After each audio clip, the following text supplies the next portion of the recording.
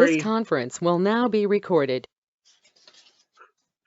Good afternoon, I'm Knut Rostad, and I will welcome you to Fiduciary September, the largest annual conversation of investment advisors and financial planners and experts on the importance of fiduciary advice. Before we begin, I'd like to we'll have a brief moment of silence for the passing of Queen Elizabeth, and then we will proceed.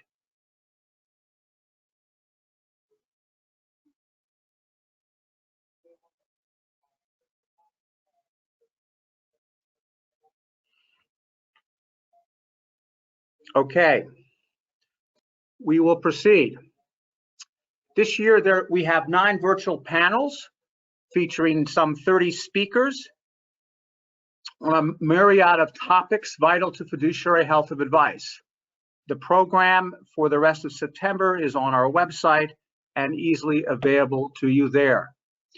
This panel, the State of Advice and Fiduciary in 2022, will be followed by a second panel, Reg BI Enforcement and Guidance. And those who are attending this panel are welcome to stay for the next panel. And we will have a new lineup of the speakers will join us for that next panel. These panels seek to launch a robust conversation on the state of advice in 2022, the state of fiduciary in 2022, that describes where we are and offers ideas to shape the positive future of planning and advice. And with the hope that we will inspire those in the world of fiduciary advice to lead towards that future. We are future focused in our view. 3 of our 9 panelists today are millennials, and when I look at the 30 speakers we have over the month of September, half of them are millennials. On this first panel, we will identify the challenges and threats that we see for fiduciary and advice. And then we will discuss also the opportunities and for the future. Our speakers are luminaries in planning and regulation and advice. And we will lead off with Bob Various of Inside Information, who of course does not need any introduction, and followed by Brian Hamburger from Market Counsel. Brian probably needs a little bit of an introduction, but we'll wait for that going forward.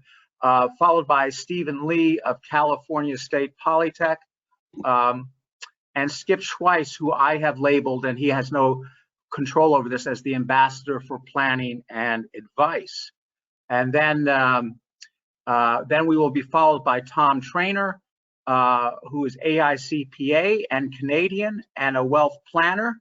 And so we have an international flair in this afternoon's program. So with that brief introduction, I will hand the baton and the mic over to Bob Various. Thank you, Bob. Well, thank you, Knut. You didn't warn us that we were supposed to be inspiring, and so I didn't really have any inspiring things to say. Unfortunately, I'm gonna be boring here. Just to frame everything, just to begin, the first point I'd like to make is that lobbying for a fiduciary standard means simultaneously serving the interests of consumers and fiduciary advisors. So it's one of those very rare examples where members of the business community are working on behalf of consumers rather than exclusively on their own behalf. I think you'd have trouble finding another situation where business owners are lobbying for their customers or on behalf of their customers. And I think that's an important thing to talk about, because pretty much everybody else who's lobbying is lobbying for their interests against consumers, especially in this realm, in this fiduciary realm. And so anybody who's framing this is a both sides thing needs to understand that, if we're serving consumers, there's a right side and a wrong side to this, in my opinion anyway. The biggest threat I see is the same that it's always been. It's the brokerage firms. They have unlimited lobbying resources, and the whole fiduciary concept, I'm sure as they see it, in fact, as I see it, is an arrow aimed right at the heart of their business model.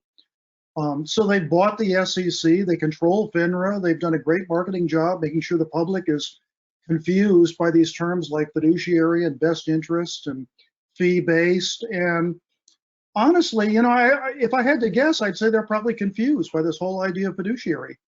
You know, they're asking themselves in board meetings, you know, how do they expect us to make money if we have to sit on the same side of the table as our customers? You know, what is that about?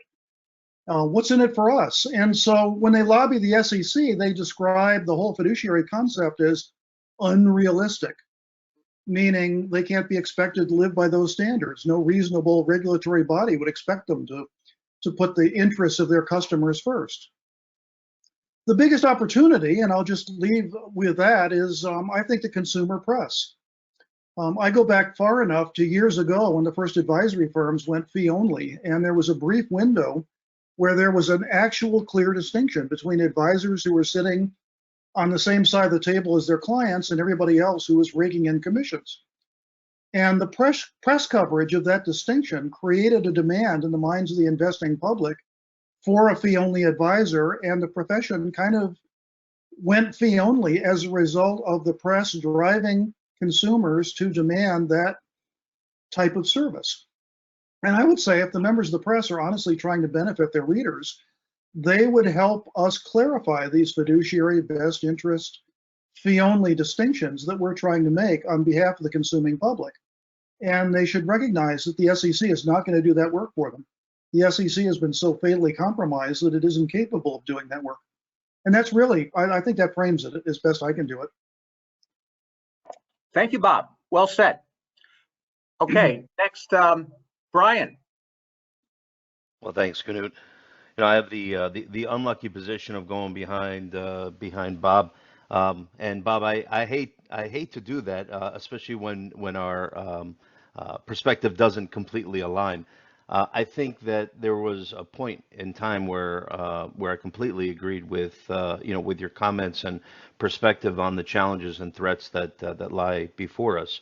As everyone on this call knows, for years the SEC pushed for harmonization, and myself, along with many of you here, argued that harmonization was simply another word for equalization, right, or the appearance of being equal. And you know, unfortunately, you know, the SEC has made determinations that have already pushed us past that nexus point. And I would argue, Bob, you know, are we serving consumers by maintaining the status quo of what we had, or are we preserving a moat, a competitive moat between brokerage and advice? And I think that that's something that when we look at ourselves in the mirror, I think we should always be checking ourselves, and we should be asking ourselves, because it's easy to say on the side of the advisor, we're always looking out for the client's best interests. But I think some are motivated in this debate by ensuring that there is a major distinction between brokerage and advice, and I think that the SEC has already opined. When we look through documents and releases from the SEC, such as the Commission's interpretation regarding the standards of conduct for investment advisors, you know, they did two things, right? You know, overtly, they moved to increase the broker-dealer's duties beyond that of suitability, but covertly, they also redefined or defined for the very first time what investment advisor fiduciary duty meant, which is different than what we came to believe through common law and over time, right? It was that advisors can't put their interests ahead of clients, not necessarily that that the client interests need to reign supreme. And while those interests are not technically equal, they're pretty close in effect nowadays. And so I think it's become even more of a challenge to garner public interest, to have consumers take an interest in the various distinctions.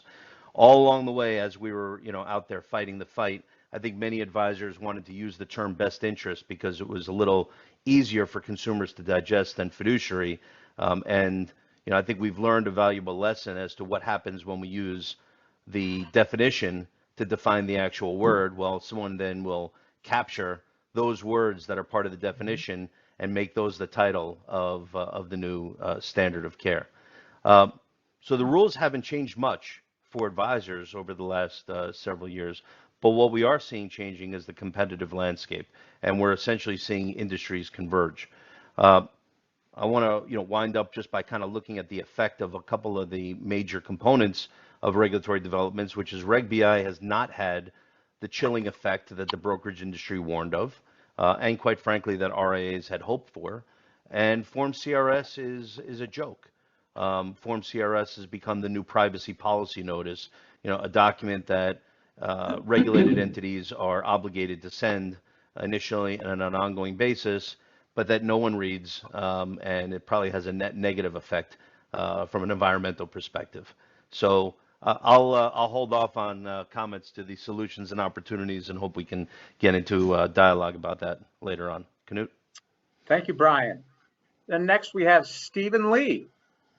Alrighty, I'm going to post some links just in case anybody wants to go and read these or look up the various bits of information I'm going to relay. Against the backdrop of the Great Depression, you sort of have at that time quite an upheaval of the securities industry, and part of the New Deal that FDR signed into law included the Glass-Steagall Act, which separated things. It erected barriers between banks' commercial activities and investment activities. In fact, it told banks you can either do one or the other, pick.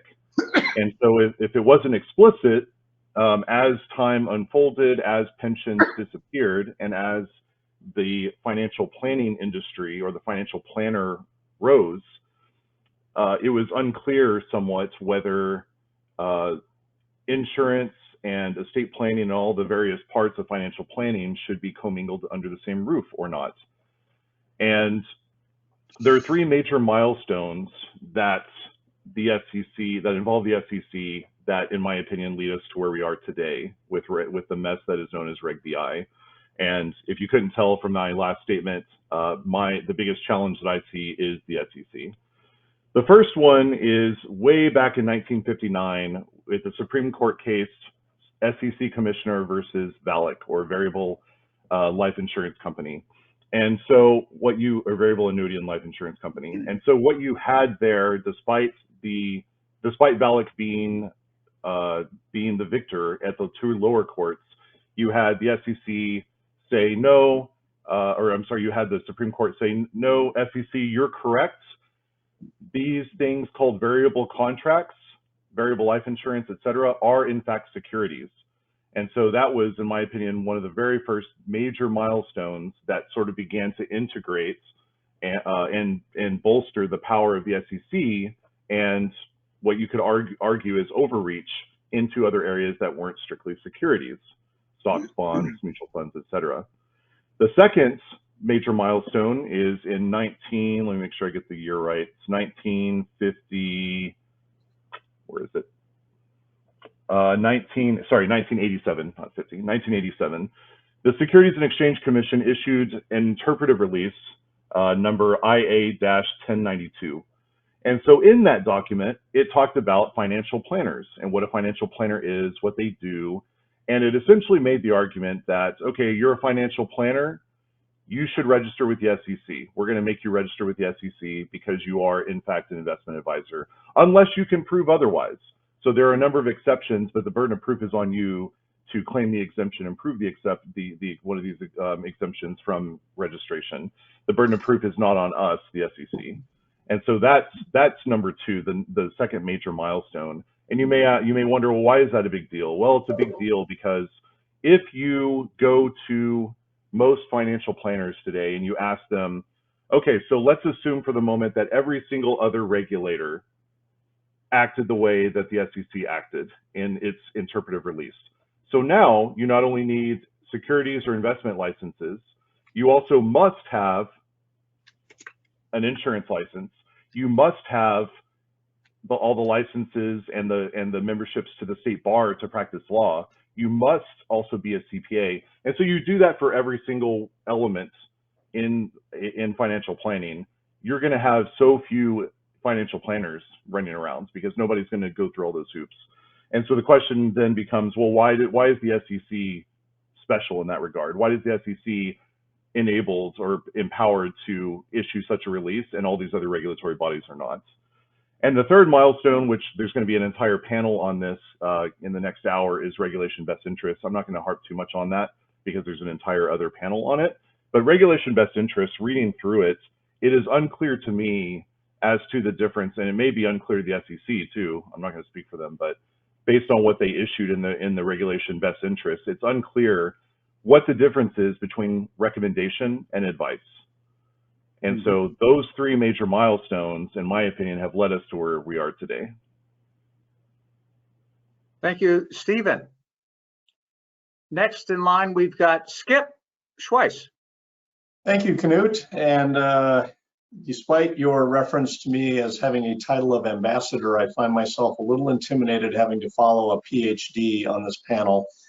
But nonetheless, here I find myself. So I am honored to have been invited, and not sure I fit with these distinguished panelists, but here goes. Knut, the title of this panel, the description included regulatory changes, industry developments, and robo digital platforms. I'd like to address each of those. I'll take them in reverse order.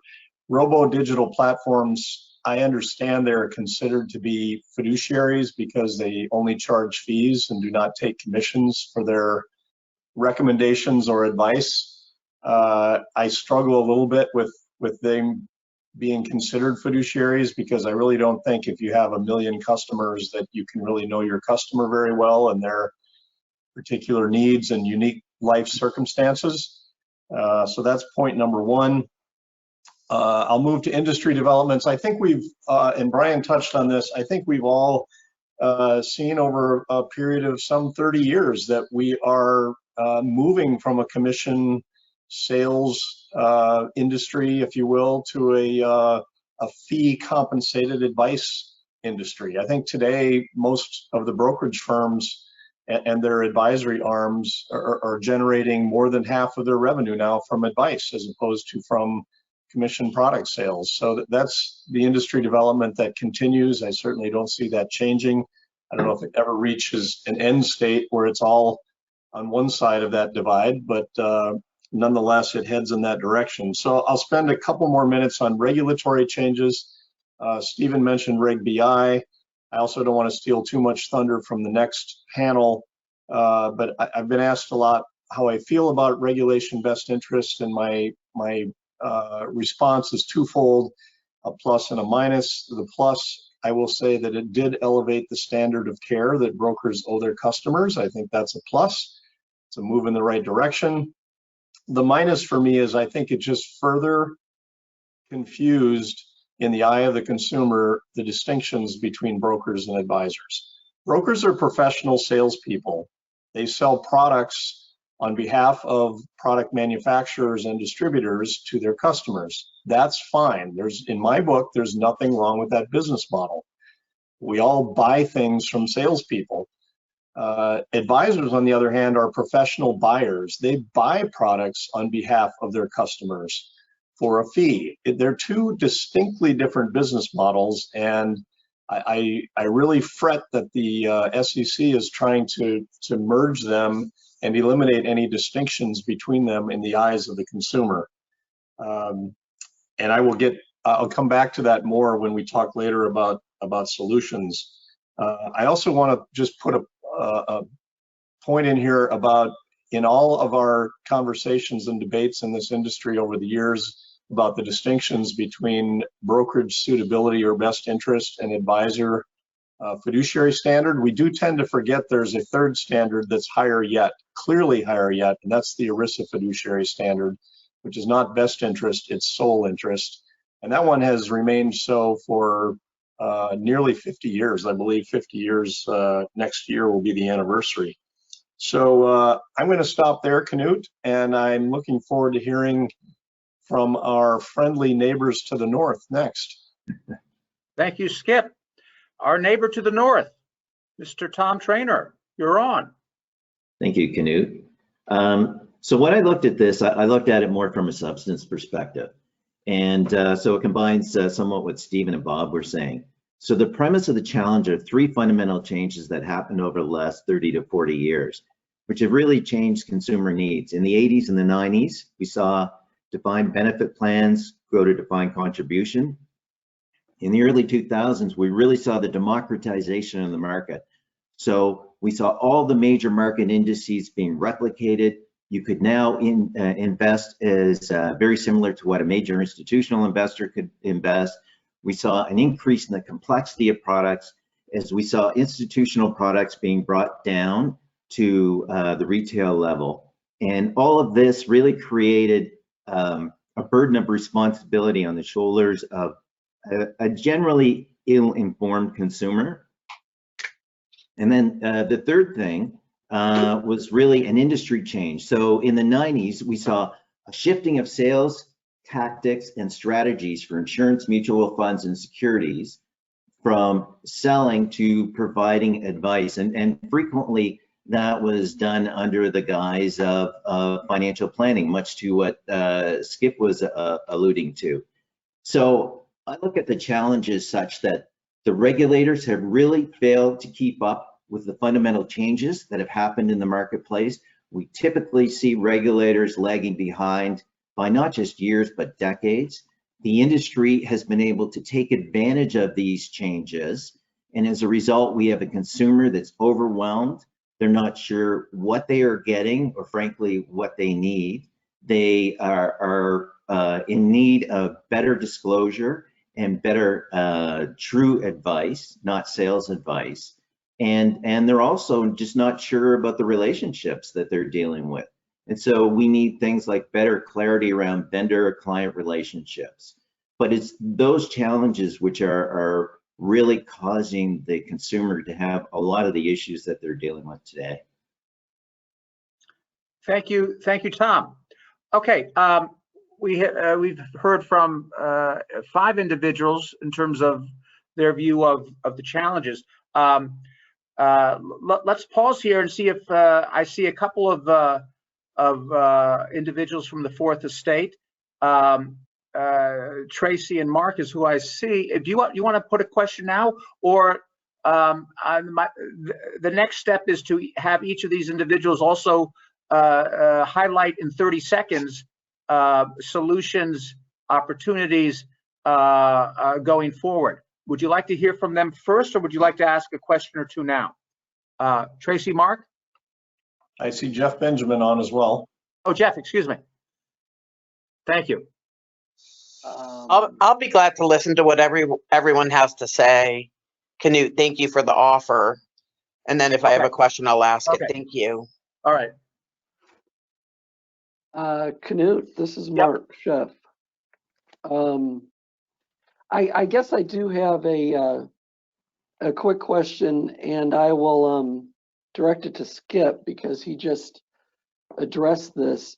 I covered the SEC Speaks conference this morning in Washington, and Emily Russell, Chief Counsel in Trading and Markets, said this about Reg BI and fiduciary duty.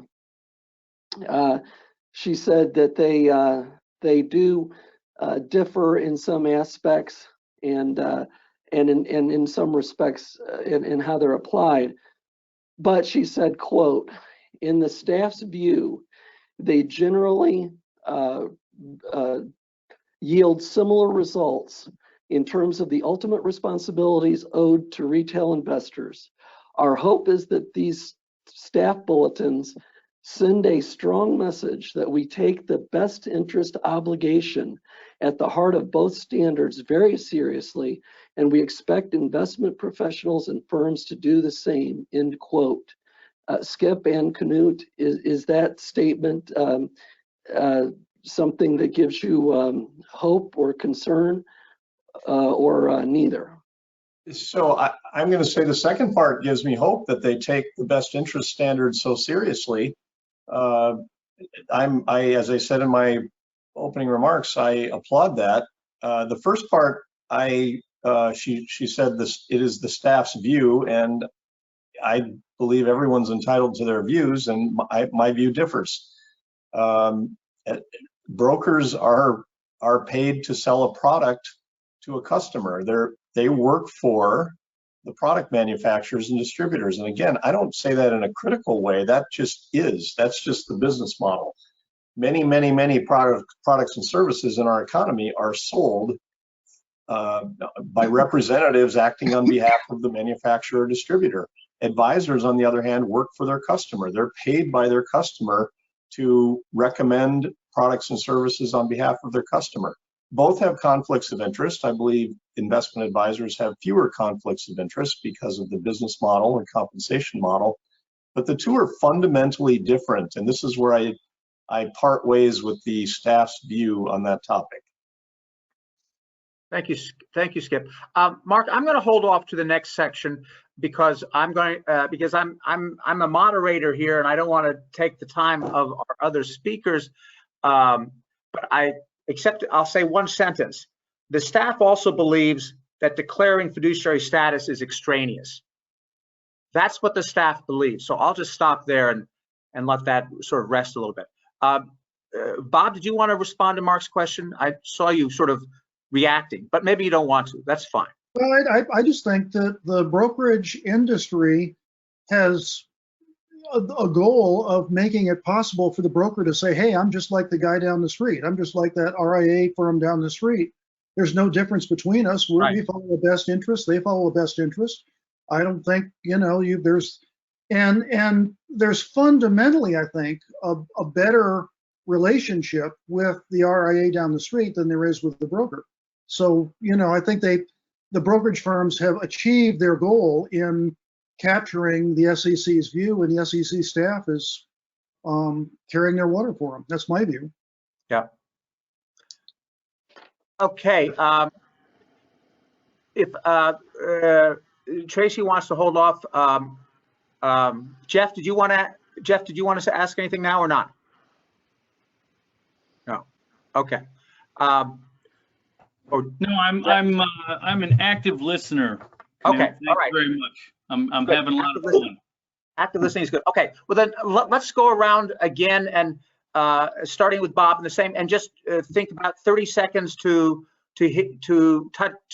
highlight the other part of the question in terms of solutions, opportunities, reasons to be optimistic going forward, and so that we can complete that and then come back to another round of questions. Bob, you've already expressed yours in terms of the consumer media. I don't know whether anything you want to add to that.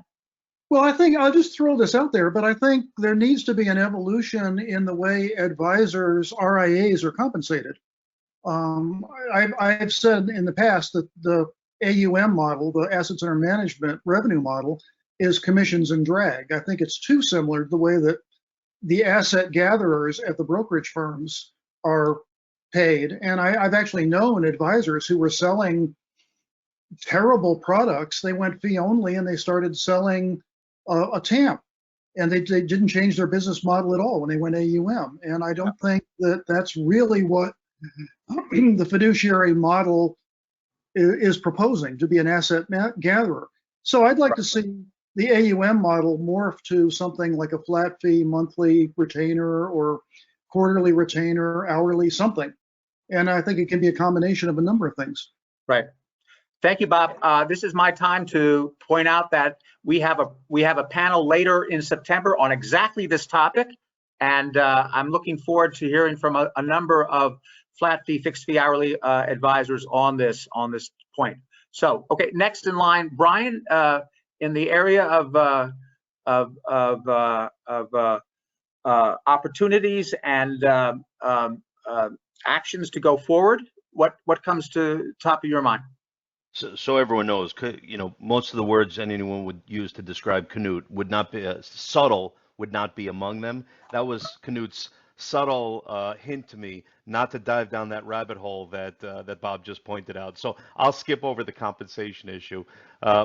Listen, Knut, advisors have done just such a great job at selling best interest that everyone now is selling best interest, and the brokerage industry certainly took notice. I'll reiterate what I said earlier, right? When you pass through all of the recent regulatory changes, the question becomes to what effect, right? What are the meaningful differences from a consumer-facing perspective? But I agree with what Skip said, right? There are significant differences in the utility between what a brokerage firm and what brokers were intended to offer, and what investment advisors, registered investment advisors, and investment advisor representatives are intended to offer. And I don't think that time has passed. And so when we talk about opportunities, when we talk about solutions, I think advisors really need to go back and grasp the term fiduciary, right? They are the sole owners among brokers and advisors of the term fiduciary. But I think we need to, to reach higher. There's no scenario imaginable where the SEC goes backwards for broker dealers and sends them back to a standard of suitability. They're at this best interest standard. The best we could hope for is one day they rename it to avoid confusion. But the only direction for advisors to go here in this whole debate is to aspire to be better, is to reach higher, is to reframe the SEC's view of an RIA fiduciary standard to one closer to a true fiduciary standard, as we've learned that term to mean over hundreds of years of common law and case law. Thank you, Brian. Stephen, do you want to add in 30 seconds to this part of the question? Sure. We need Congress to create a new regulator that's not the SEC, and that regulator is going to regulate financial planners.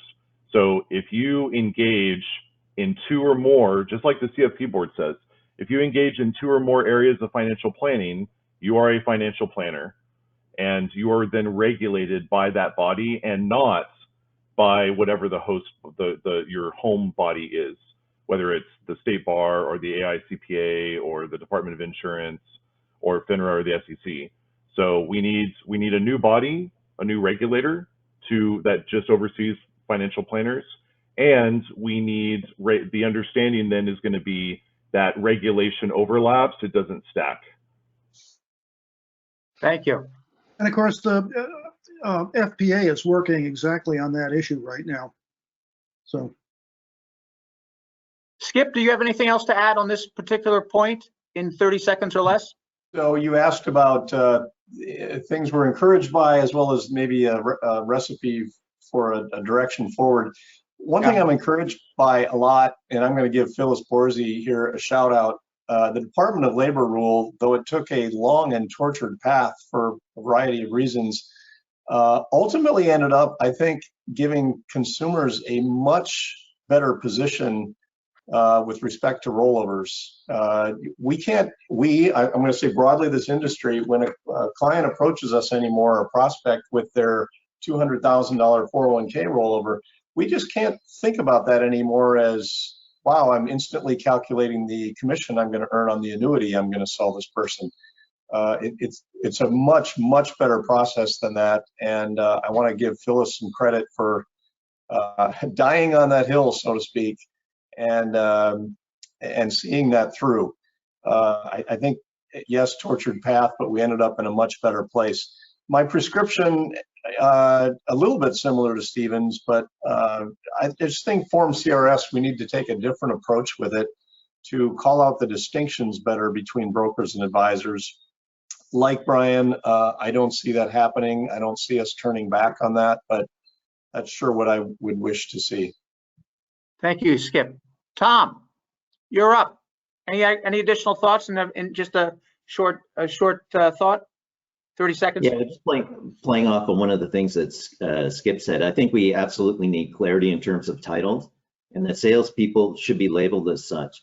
And I'll tell you, based on the experience that we had here in Canada, it's probably not what you should be doing. Here, financial planner and financial advisor are defined titles under legislation, but it doesn't define the relationship. So you can have a fee-for-service financial planner, and you can have solely an insurance commission-based financial planner, and they're really doing 2 fundamentally different things. One's using financial planning as a sales tool, and the other one's presumably working to a higher standard of care. I think the other thing we need is we need regulators that want to focus on plain product disclosure that require the vendors to better explain what they're selling, the risks associated with it, and that also require the salesperson or the individuals who are dealing directly with the client to clearly demonstrate how it fits into a client's personal financial situation, which means they probably have to do some part of financial planning in order to understand all of that. And then long term, and I think this has been alluded to and by a number of the other speakers, is that we simply need significant improvements in financial literacy for the general public. There's been few significant inroads in this, but there's some fundamental changes that need to be done in that whole area. Improvements. Thank you, Tom. Bob, did you want to jump in on that or not? Am I? Well, I just think if we regulate financial planning, we need to do both. We need to regulate the title and we need to regulate what they do. And that means more regulation. And that, I think, there requires a certain amount of courage to go there. But I think you're right. That would be one way to take back control of that distinction between professionals and non-professionals. Thank you. Tracy or Mark, okay, now that we've gone through the second quick round, any questions from either of you? I have a question, Knut. This is Tracy at Financial Advisor Magazine. So when Reg BI was first approved, I think many held out the hope that some of the finer points of a higher fiduciary standard would be regulated through enforcement. Do any of you see that happening, given that it appears that the SEC is going after low-lying fruit? And my second part of that is, do you think the DOL enforcement, as it ramps up with the new exemptions, etc., can up that ante and can improve Reg BI as a result? Thank you. Among our panelists, who wants to grab that one? Start with that one. I could start succinctly, Knut.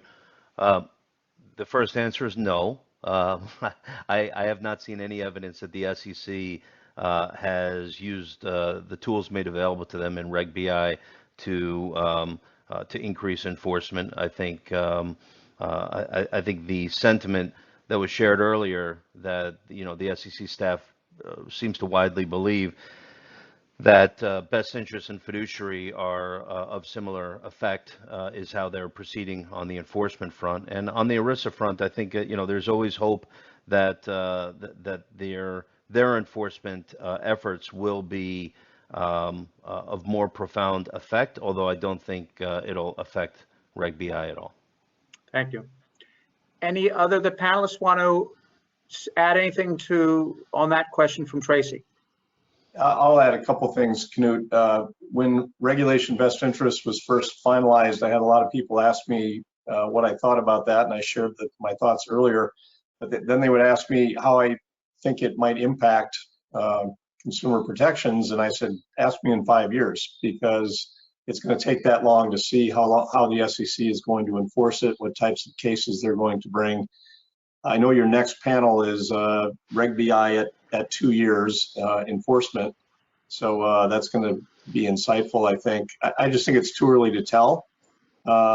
Tracy said in her question they're picking low-hanging fruit so far, and I agree. I think the cases they brought so far could have been brought in the absence of Reg BI. And the second part of your question was around the DOL. I'm not sure how the DOL enforcement could improve or enhance Reg BI. They're two different regulators, two different regulations. But as I said earlier, I'm most encouraged by the DOL PTE 2020-02 rule for lifting consumer protections even more than regulation best interest has or will. Okay. And I have one more comment. I think there's a tell here. Reg BI was what, 700 pages roughly? 770, yeah. 770. If you want to draw a clear distinction and protect the public, I think 2 paragraphs is about what it would take. When they start going to 770 pages, you know that there's a lot of dissembling and an effort to obfuscate rather than clarify. Just my opinion. No, I hear you. Mark, did you have a follow-up question or another question I did. I have a question for Dr. Lee. You called on Congress to approve a new regulator for financial planners. That is a heavy legislative lift, and I'm wondering, the SEC doesn't like to cede any ground to the CFTC, and you can see that on crypto regulation. I mean, Gary Gensler is quite parsimonious in what he's willing to say the CFTC can oversee on crypto.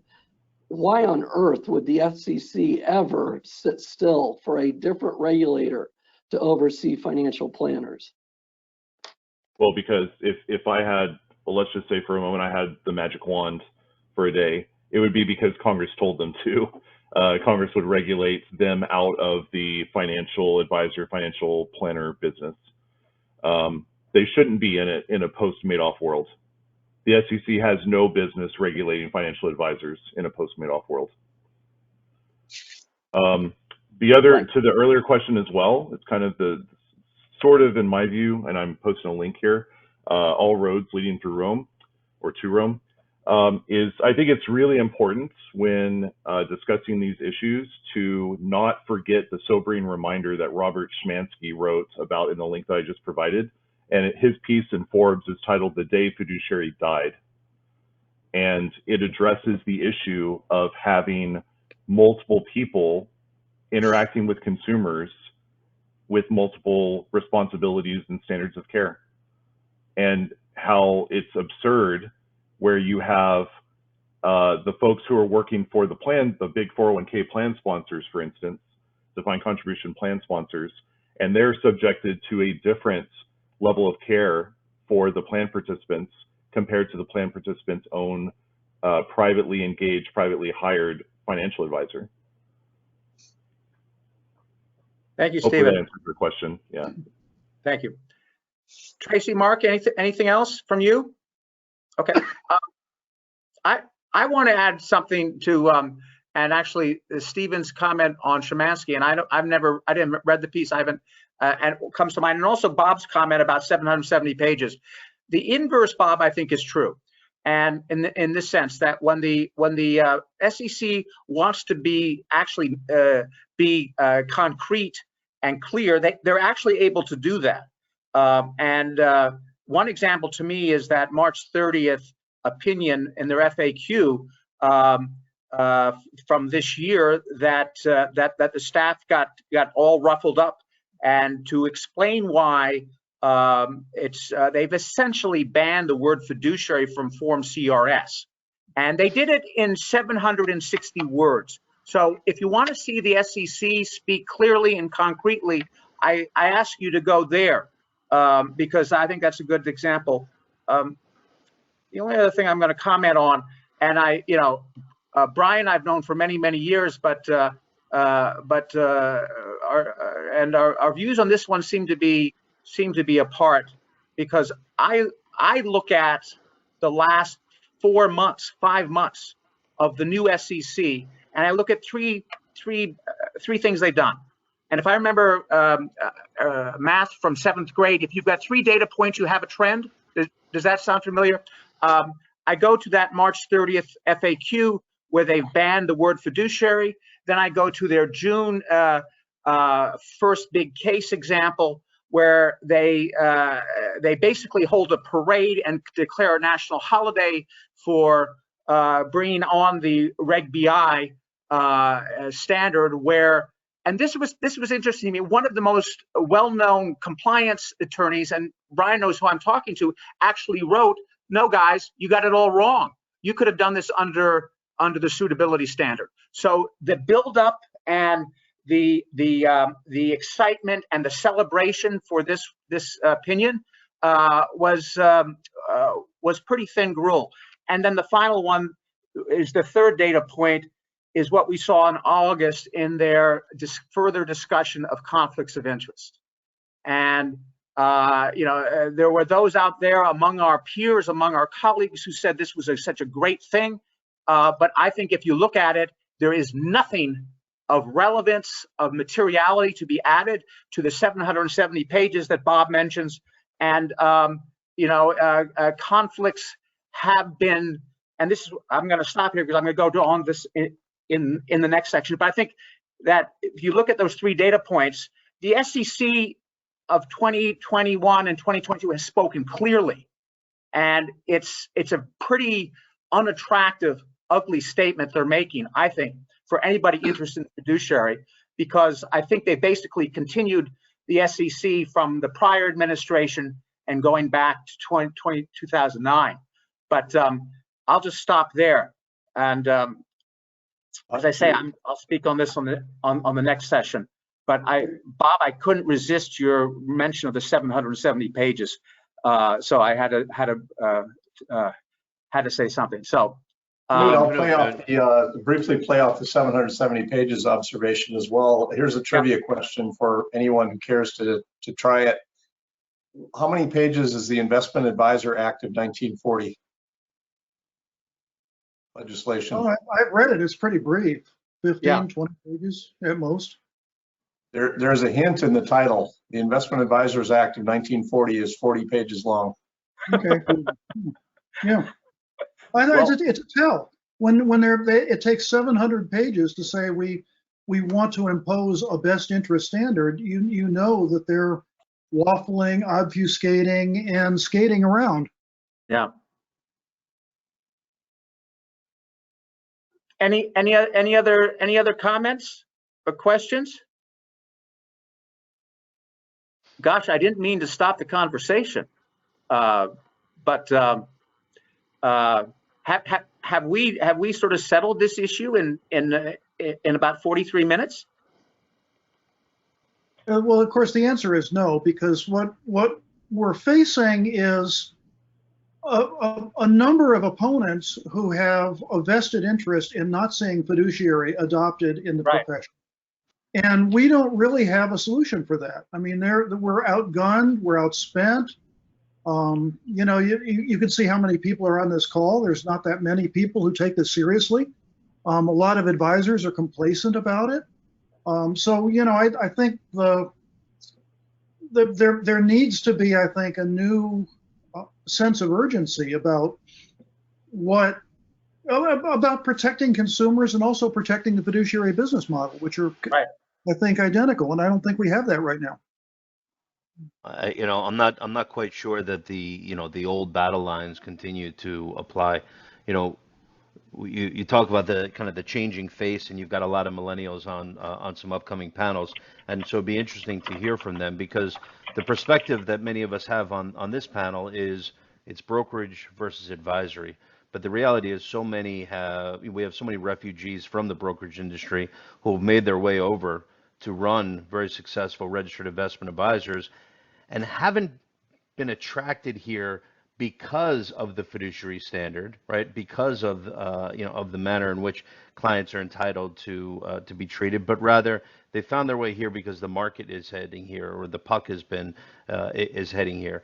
And so many, and I speak to some of them quite regularly, many are looking, how do we then take this new vehicle, this RIA instead of this BD, and how do we make this fit into our business objectives? So I don't think it's a broker versus advisor thing as it was in the days of. I think now we don't necessarily have consensus among RIAs as to what their priorities ought to be. Brian, that's a really good point, because actually I want to just tilt it slightly and ask you the direct question. And you know this, and the other panelists know this. The reason why we had the Investment Advisors Act, and Skip knows this, is because of what? Is because of conflicts of interest. I go by Arthur Leiby's writings on this, and that's the reason why we have it. Now, just put aside for the moment, although I think that's a little difficult because Skip has it right in terms of the difference between the two business models, but put aside the difference, the broker versus the RIA, and instead look at it in terms of the difference between a truly independent RIA versus a non-independent RIA and everybody else.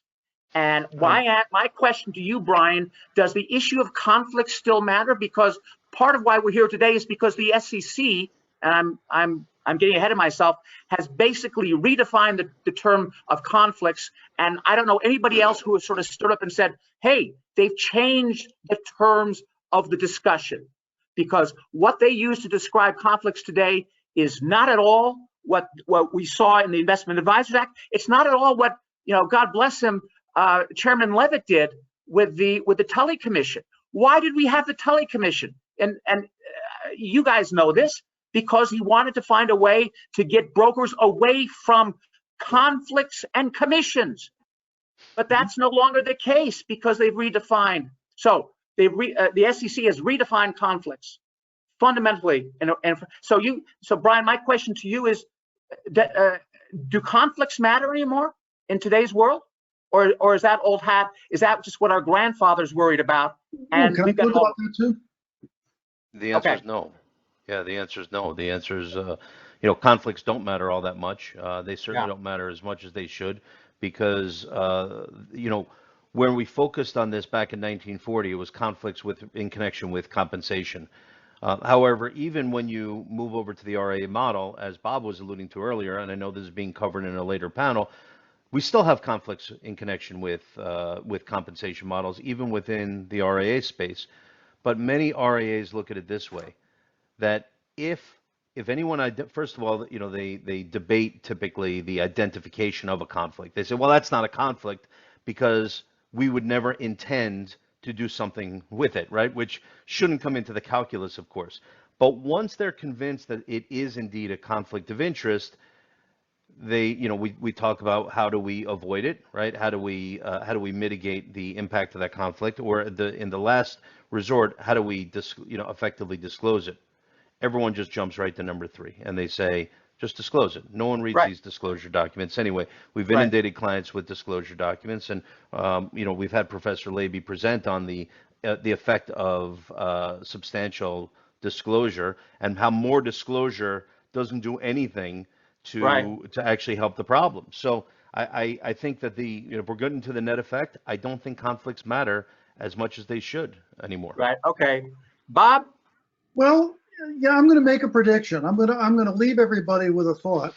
I'm going to predict that the brokerage firms are going to go through another major, ugly, terrible scandal, reputation-destroying scandal. I don't know why their reputations aren't destroyed already, but they're because the conflicts we're talking about matter. The brokerage firms embrace feed the hungry pig, benefit us at the expense of the consumer, and that leads them down a variety of rabbit holes where they make money at the expense of the rest of us, and then they get greedy, and then suddenly something ugly and terrible happens. Hopefully it won't bring down the entire financial system next time, but and at that point, we're going to all take a look at the conflicts that the brokerage firms structurally embrace within their systems, and we're going to realize all over again that these are pernicious and dangerous. Yeah, good point. Tom, did you have any last thought as we are in the last 1 or 2 minutes? Well, thanks, Knut. And actually, just in response to Bob, so given that there's no quick fix on the regulatory side, what are the other options that we can utilize? I mean, Knut, you had mentioned earlier the fact that we should be changing the system in terms of more issues in the press and identifying and notifying people. But how would that work given the PR budgets and the advertising that the major brokerage firms have? Yeah, what okay. I have the answer. No, I know. I'm going to say one thing and then turn it over, and Sarah's going to have the last word because she's got a great hat on, but not just because she's got a great hat on. Interesting to me, Tom.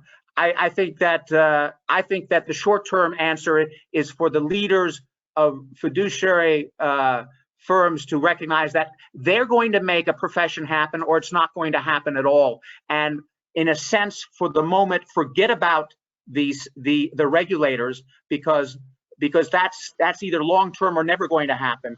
It's going to be the leaders themselves, and they can make it happen in the short term in a different sort of way. But okay, Sarah, you've got the last word. Okay, so what I will say is that consumers are confused. They don't know the difference between fiduciary, suitability, even really intelligent people, okay? So to answer your question of where does the change have to come from, I think the best route would be educating the consumer, having very much more clarity, okay, in their minds, because this is already starting to happen. Sorry for the noise in the background. This is the first day of school and it's total chaos in my home. I have 4 children under 9 years old. I really apologize here, but this is just inevitable. So what I would say is that social media is an extremely powerful tool and it's free, costs you absolutely nothing, okay? It is the new PR.